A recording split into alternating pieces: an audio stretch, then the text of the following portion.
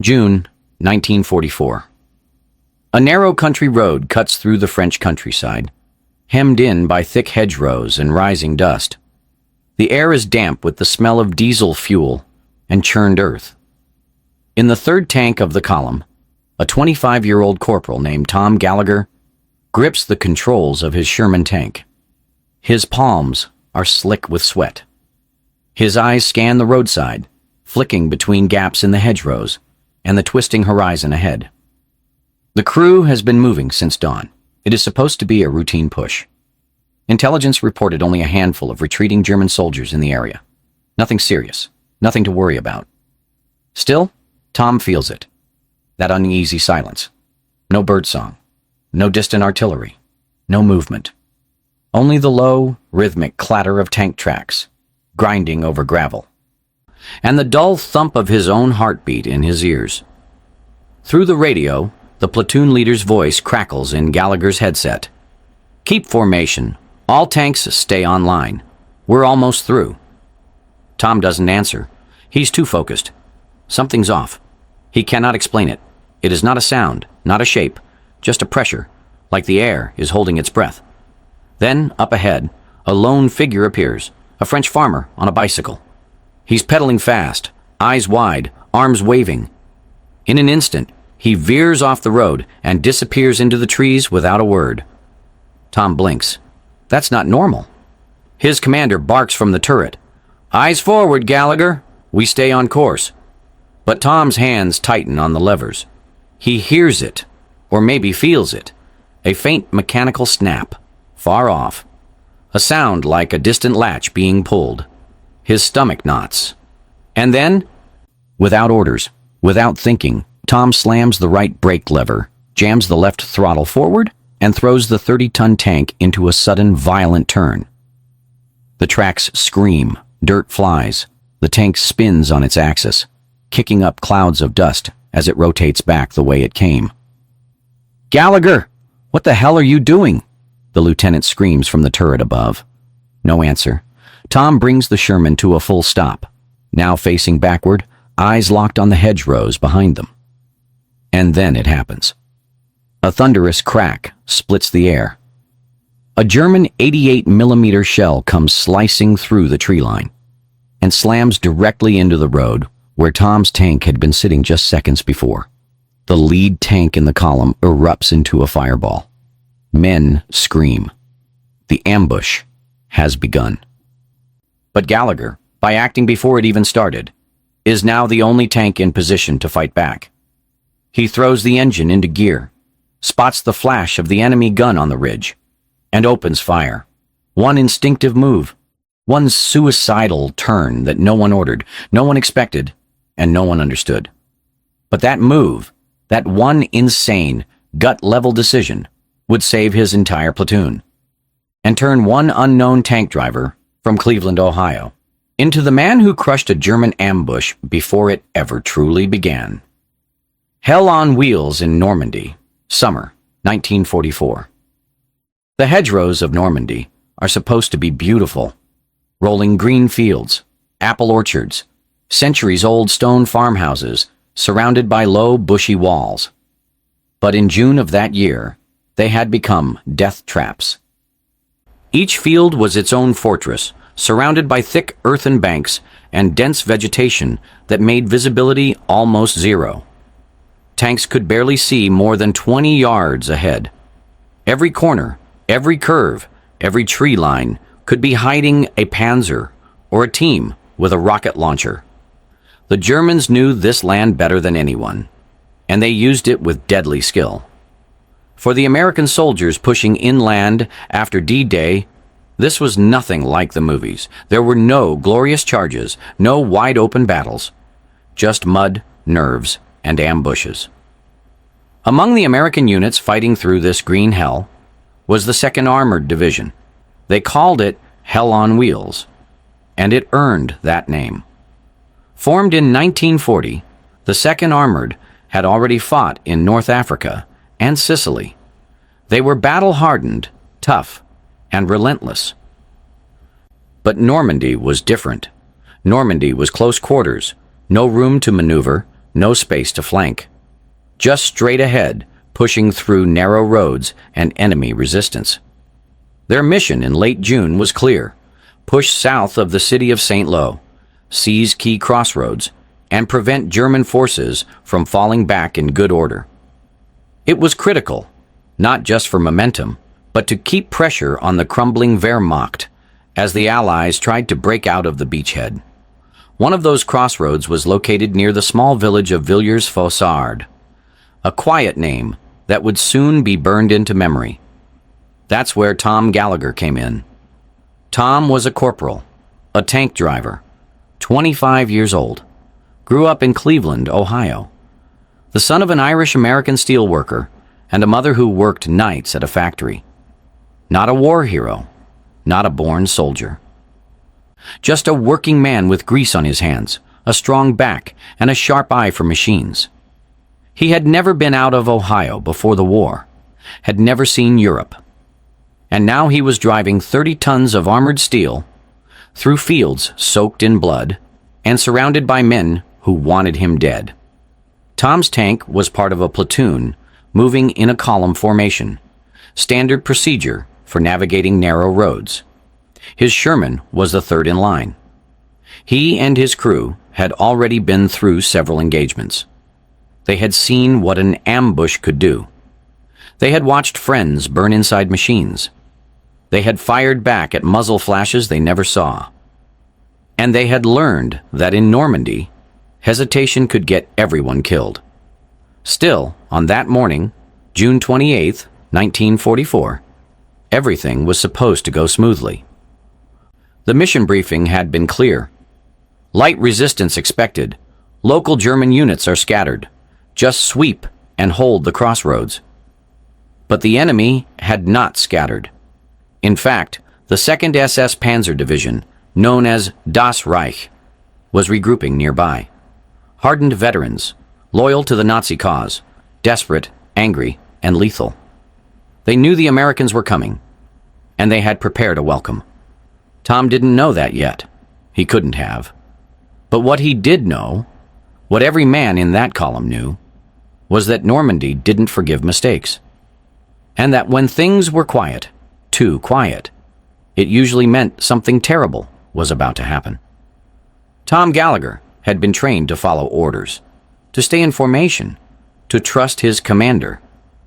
But sometimes, when your gut screams louder than your orders, the smart thing is to listen. From factory floor to front line.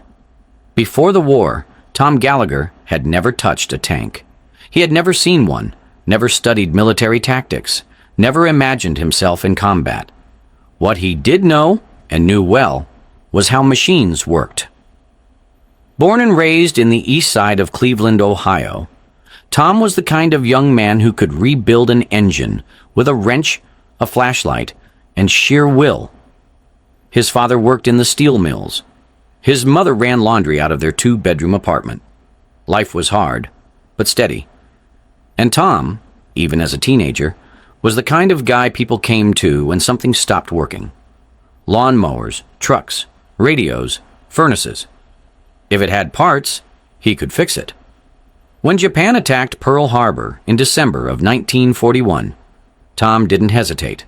He enlisted the following week. They tested his mechanical aptitude and sent him straight into the armored force. He was quiet in training. Not shy, just focused. While other recruits joked and smoked during breaks, Tom studied the Sherman's engine layout. He memorized fuel line diagrams. He figured out how to fix a cracked radiator with scrap metal and chewing gum. One instructor wrote in his file, "Gallagher has a machine's memory and a mechanic's soul." But Tom wasn't just good with wrenches. He had something else, a kind of internal radar. He could feel when a machine was struggling, even before it made a sound. He once stopped his training tank mid-exercise because he felt a slight drag in the right track. Turned out, a rock had jammed the drive sprocket. If they had kept moving, the track could have snapped. His fellow trainees started calling him Gyro. because it felt like he had a built-in stabilizer in his head. But he hated the nickname, said it sounded too fancy. "Just call me Tom," he'd mutter. By the time he was deployed to England in early 1944, Tom had been assigned to a new crew, 4 other men, all strangers at first. But inside a Sherman tank, there's no room for distance. They lived together, moved together, breathed the same stale, diesel-heavy air every day. There was Lieutenant Howard Barnes, a young officer from upstate New York. Smart, by the book, but respected. He trusted Tom, even if they rarely spoke much beyond mission briefings. Then there was Mickey Alvarez, the gunner, a firecracker from Los Angeles, who cracked jokes even while loading shells. Dan Keeler was the loader, a farm boy from Iowa with arms like tree trunks. And riding in the assistant driver's seat was Jonah Davis, the youngest, just 20, fresh from Georgia, still writing letters to his high school sweetheart every night. They painted a name on the side of their Sherman, Miss Cleveland. Not because Tom insisted on it, he didn't care about names, but because the crew said she moved like Tom's city. Tough, stubborn, industrial. They fought together through hedgerows, mud, and machine gun fire. They watched friends vanish in flashes of fire. They learned when to run and when to fight, and slowly they became a unit. But even within that bond, Tom stood apart. He never celebrated after missions, never talked much during downtime. But when the tank groaned, when the engines skipped, when the soil under the treads shifted even slightly, he noticed. And when the rest of the crew started relaxing, thinking the war was winding down, Tom stayed alert. Not because he was afraid, but because something deep inside him never stopped turning, like a set of gears, quietly listening to the world, waiting for the next move. The road to Villiers-Fossard, June 28, 1944. The orders were simple. 2nd Armored Division was to advance down a narrow rural route just south of Saint-Lô. Their target was a small crossroads near the village of Villiers-Fossard. According to intelligence, the area was lightly defended. The Germans were reportedly in retreat. Scattered resistance, maybe some rearguard units. That morning's briefing sounded almost routine. Sweep the road, secure the junction. Expect minimal contact. But that was the problem with Normandy. Minimal contact could mean a lone sniper, or it could mean a full-blown ambush with tanks, mines, and anti-tank guns dug into the hedgerows. Tom Gallagher didn't trust routine. As they rolled out, Miss Cleveland rumbled in the 3rd position of the tank column. The hedgerows grew tighter. The road narrowed to barely the width of a Sherman's body. Trees formed a canopy overhead, filtering the daylight into a greenish haze. The air was thick, heavy with humidity and something else. Something off, no birds, no wind, just the soft whine of engines and the metal clatter of treads on stone. Inside the tank, the crew was relaxed. Mickey Alvarez tapped his helmet in rhythm to a jazz tune only he could hear. Jonah Davis hummed quietly while checking the .30 caliber's ammo feed. Even Lieutenant Barnes seemed calm, going over his map with a pencil. But Tom wasn't calm. His hands rested lightly on the levers. His eyes stayed forward, then flicked left, right, then up, studying the hedgerows, scanning the tree line. Every few seconds, he tapped the clutch gently, feeling how the tank responded. He didn't like how the ground felt beneath them. Too soft, uneven. Something subtle was off with the way the tank shifted weight as they moved. 100 yards up, they passed a stone farmhouse. The windows were empty. The shutters were closed. A white curtain fluttered once, then stopped, like someone had pulled it back out of sight. No livestock, no children, no sounds of life. Jonah finally broke the silence. "Feels weird today, don't it?" Tom didn't answer. Another 200 yards. Then the road curved to the left, tight and shallow. The kind of bend that blocked all forward visibility. Tom's left hand gripped the brake lever a little harder. Then, from the tree line up ahead, a blur of movement. A man, thin, ragged, on a bicycle, shot across the road. He was waving his arms, yelling in French. His face was pale with fear. Before anyone could react, he disappeared down a dirt path and into the trees. "What the hell was that?" Mickey asked. Barnes called over the radio. "Eyes forward. Stay in formation. Probably just a drunk." Tom kept his eyes locked on the bend ahead. His gut twisted. Not from fear, he had been afraid before. This was something else. A signal from somewhere deep in his bones. A tension in the ground. A pattern in the silence. He eased back the throttle. Just a hair. "Problem?" Barnes asked through the headset. Tom hesitated. "No, sir. Just watching the road." Inside, though, alarms were ringing. He knew this kind of terrain. Hedgerows on both sides, nowhere to maneuver, no visibility around the bend. And they had been moving for nearly a mile without contact, too far, too quiet. He could feel it. The trap was already set.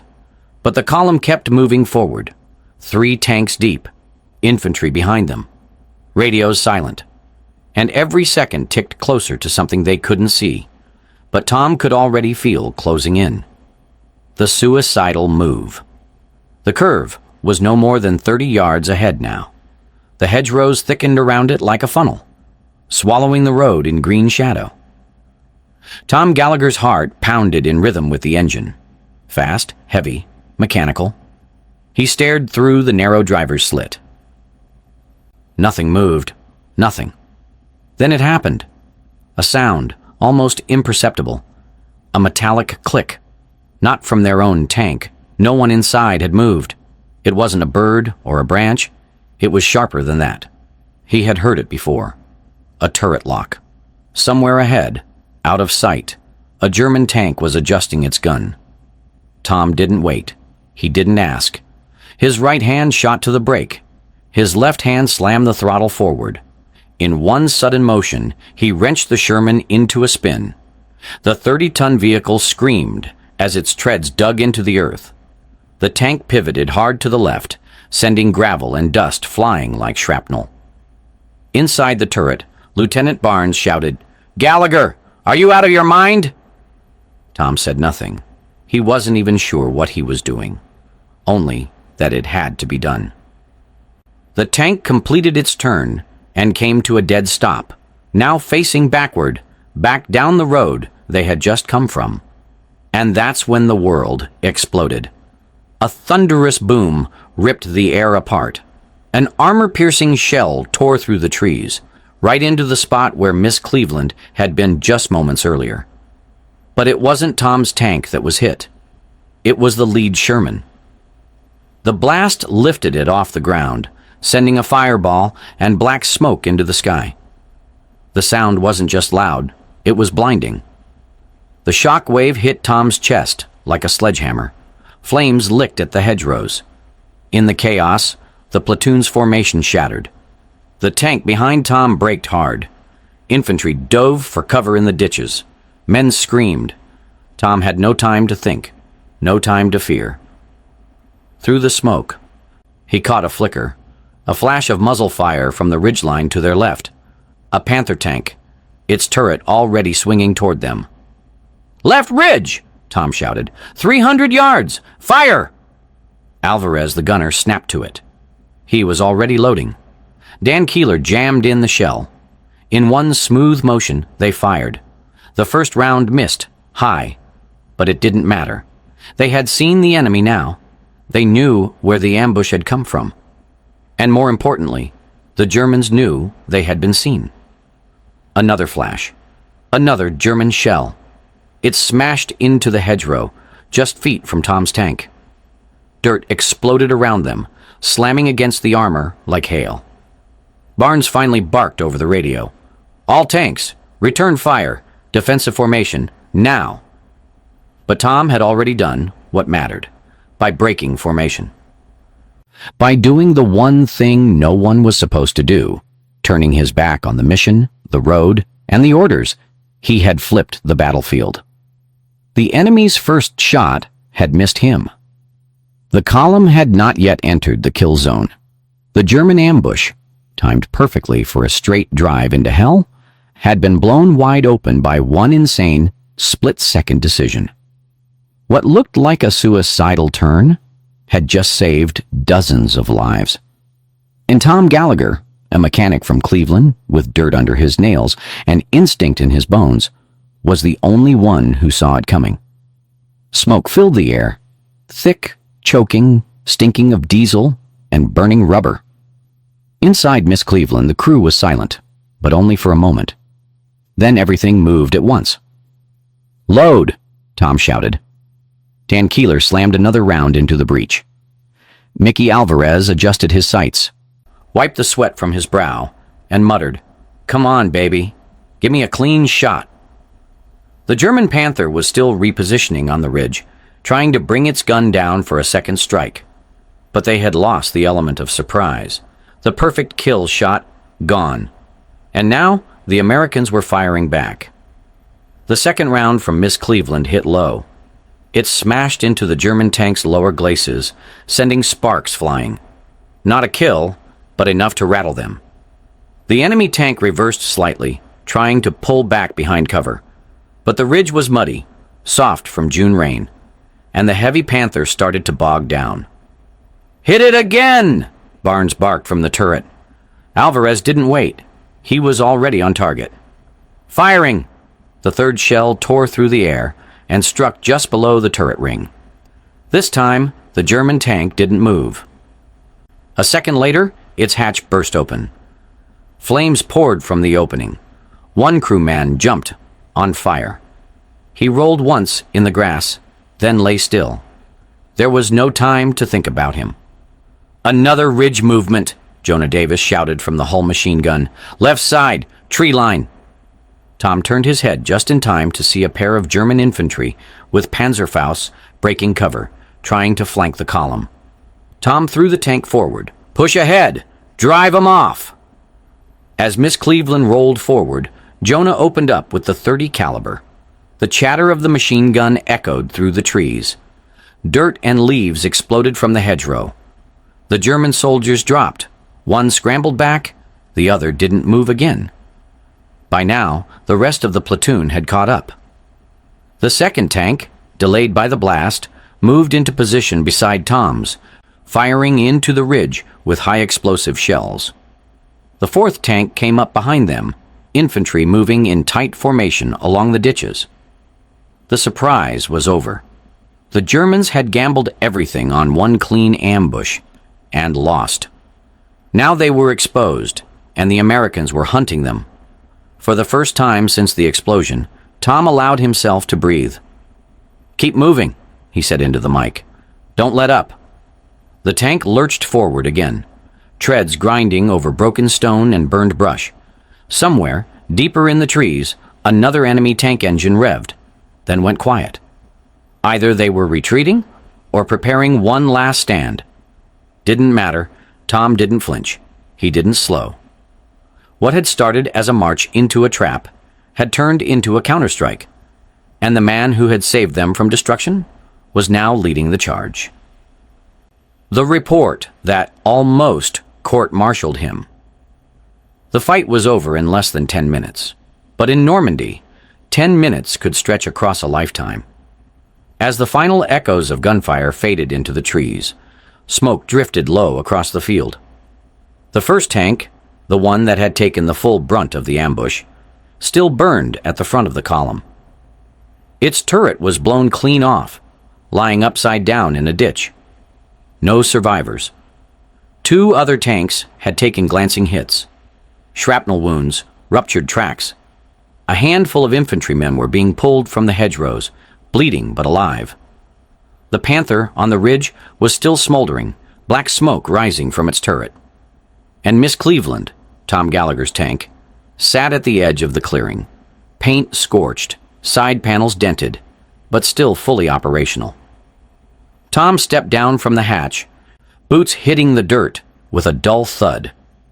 He didn't say a word, just lit a cigarette with trembling fingers and stared at the wreckage in front of him. Barnes climbed down after him, map still in hand, helmet askew.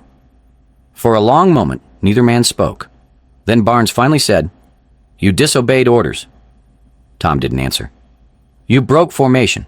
You exposed your rear to enemy fire. You acted without authorization." Still nothing. Barnes looked around, at the burning tanks, the wounded men, the stunned infantry trying to regroup. He sighed. "And you probably saved 30 lives doing it." Tom took a slow drag from his cigarette, exhaled. "I just turned," he said. That night, back at the forward operating base, Barnes filed the after-action report. He was honest, brutally so. He detailed everything, including Tom's break-in protocol. At the top of the report, he wrote, "Corporal Gallagher acted without orders, in direct violation of formation procedure. His decision placed his vehicle at initial risk, but ultimately exposed a concealed enemy ambush and enabled the platoon to return fire. The act, though not sanctioned, likely prevented catastrophic losses." He paused before signing. Then, beneath the formal lines, he added a single handwritten sentence. He trusted his gut, and his gut was right. Tom never saw the report. He never asked about it, never brought it up. The next morning, he was back inside Miss Cleveland, checking the engine for stress cracks and retensioning the right track. Same as always. He didn't want a medal. He didn't expect thanks. To him, it was simple. The tank had felt wrong. The road had gone quiet. The air had shifted. So he turned. And somehow, that was enough. The turn that saved them all. Tom Gallagher survived the war. He finished the campaign in France, rolled with his crew through Belgium, and crossed into Germany during the final push.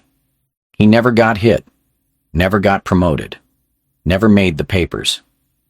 When the fighting ended in 1945, he got on a ship, sailed home, and didn't say much about what he'd seen. He went back to Cleveland, married a girl named Anna he'd known since high school, got a job fixing heavy equipment at a steel plant, had 2 kids. He didn't keep souvenirs from the war. No medals on the wall, no uniforms in the closet. If someone asked, he'd say, "I was just a driver." For decades, no one knew about the turn. Not really. It was just a footnote in a report. A sentence scribbled by a lieutenant who'd seen it happen but never talked about it much either. It wasn't until one of Tom's old crewmates, Jonah Davis, gave an interview to a local newspaper on Memorial Day that the story came out. He was 75 then, sitting in a folding chair at a parade, wearing a faded veteran's cap. The reporter asked if he'd ever been afraid during the war. Jonah laughed. Then he said, "Once, the day we were supposed to die and didn't, because Tom turned the tank around." That one sentence made its way online. Then a historian found the after-action report. Then the story started to spread, quietly at first. A mention in a podcast, a small documentary, a few paragraphs in a book about armored warfare. By then, Tom was already gone. He passed away in 2001, peacefully, in his sleep. Still fixing old engines in his garage, still quiet as ever. At his funeral, his daughter stood up and read a quote from that same report. He trusted his gut, and his gut was right. Then she added something of her own. "My dad never called himself a hero, but he taught me this. Sometimes you don't have time to ask permission. Sometimes you just know, and you turn." Tom Gallagher didn't win any medals, but he saved a battalion. He didn't make speeches, but he made a decision that changed everything. And he didn't ask to be remembered. But he is. Because courage isn't loud. It's quiet. It's fast. And sometimes it sounds like steel treads grinding through dirt, right before the first shot is ever fired. So the next time you face something that feels wrong, when everything says go forward, but something in you says no, maybe remember Tom. And ask yourself, would you have turned? What do you think? Would you have trusted your instincts like he did? Leave a comment below. And if you want more true stories about ordinary people who changed the course of history, subscribe and stick around. Because some heroes don't make headlines, they make choices.